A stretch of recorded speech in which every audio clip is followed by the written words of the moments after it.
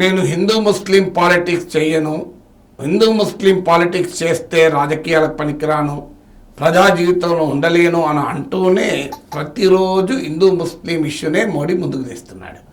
ఒకవైపు ఈసారి ఇప్పుడు కొత్త పల్లెం ఏంటంటే నేను కాదు హిందూ ముస్లిం పాలిటిక్స్ చేసేది, ఇండియా కూటమే తుష్టీకరణ పాలిటిక్స్ చేస్తోంది, నేను పుష్టీకరణ పాలిటిక్స్ చేస్తున్నా అంటూ స్పష్టీకరణ చేస్తున్నాడు. సో ఈ స్పష్టీకరణలు ఎట్లున్నా రియాలిటీ ఏంటంటే మోడీ ప్రతిరోజు హిందూ ముస్లిం అనే పొలిటికల్ డయట్ మీదనే ప్రచారాన్ని నడుపుతున్నాడు.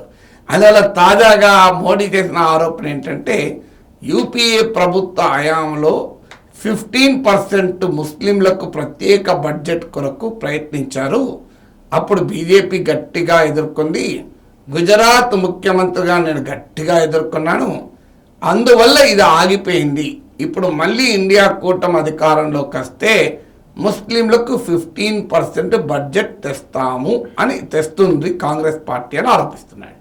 ఇంట్రెస్టింగ్ ఏంటంటే ఒకవైపు బీజేపీ చెప్తుంది, మోడీ చెప్తున్నాడు మా పాలనలో ముస్లింలకు సంక్షేమ పథకాలు పూర్తి స్థాయిలో అందుతున్నాయి, వాళ్ళకి ఇందిరా ఆవాస్ యోజన కింద ఇల్లు ఇస్తున్నాం, పిఎం కిసాన్ డబ్బుల కింద రైతులైతే పెట్టుబడి ఇస్తున్నాం, పిఎం ఉజ్వల స్కీమ్ కింద గ్యాస్ కనెక్షన్లు ఇస్తున్నాం, వాళ్ళకి 80 కోట్ల మందికి ఉచిత ఆహార ధాన్యాలు ముస్లింలకు ఇస్తున్నాం, మా ప్రభుత్వమే కాంగ్రెస్ ప్రభుత్వం కన్నా ఎక్కువ సంక్షేమాన్ని ముస్లింలకు చేసింది అని ఒకవైపు చెప్తున్నారు.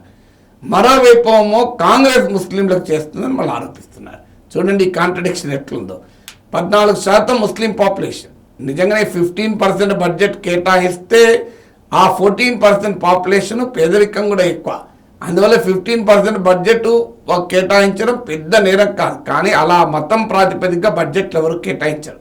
ఒక షెడ్యూల్డ్ కులాలకు షెడ్యూల్డ్ తెగలకు మాత్రం special component plan, tribal sub plan అని ఇందిరాగాంధీ హయాంలో పట్టుకొచ్చారు.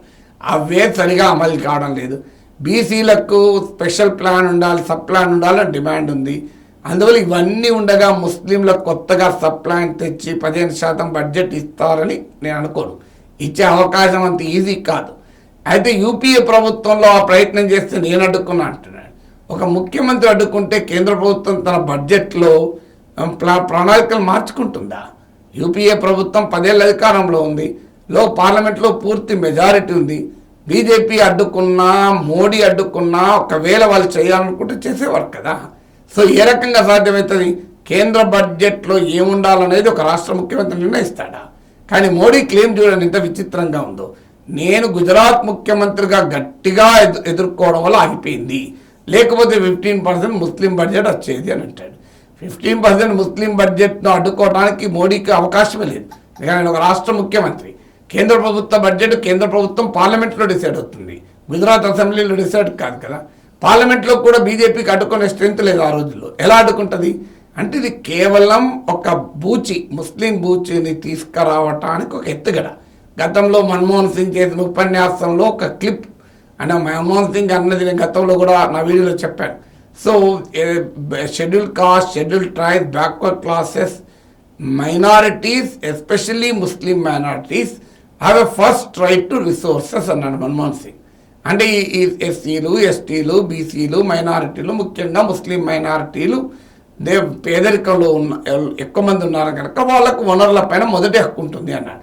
దాన్ని ఎడిట్ చేసి minorities, especially Muslim minorities have first right అన్నారు. అందుకే హిందువులకు సంబంధించిన ఆస్తులు, ఆదాయాలు తీసుకెళ్లి ముస్లింలకు పెడతారని మోడీ ప్రచారం చేశారు. ఇప్పుడు ఏకంగా 15% బడ్జెట్ తీరి కూడా పట్టుకొచ్చాడు. ఇది 2014 ఎన్నికలప్పుడు అనలేదు, 2019 ఎన్నికలప్పుడు లేదు. నిజంగానే యూపీఏ ప్రభుత్వం 2004-2014 మధ్య కాలంలో చేస్తుంటే 2014 ఎలక్షన్లో మోడీ వాడడా? 2019 ఎలక్షన్లో మోడీ ఉపయోగించడా? 2024 ఎలక్షన్లోనే మోడీ గుర్తొస్తుందా? నిజంగా యూపీఏ ప్రభుత్వం ముస్లిం బడ్జెట్ పెట్టాలని అనుకుంటే దాన్ని మోడీ వ్యతిరేకించి ఆపితే, బీజేపీ వ్యతిరేకించి ఆపితే గత 2 ఎలక్షన్స్లో బీజేపీ వాడుకుంటూ ఉంటుందా ఈ ఆయుధాన్ని? అందువల్ల కొత్త విమర్శలు పట్టుకొచ్చి చర్చ మొత్తం హిందూ ముస్లిం చుట్టూ తిరగాలి అనే ఒక ప్రయత్నం కనబడుతుంది.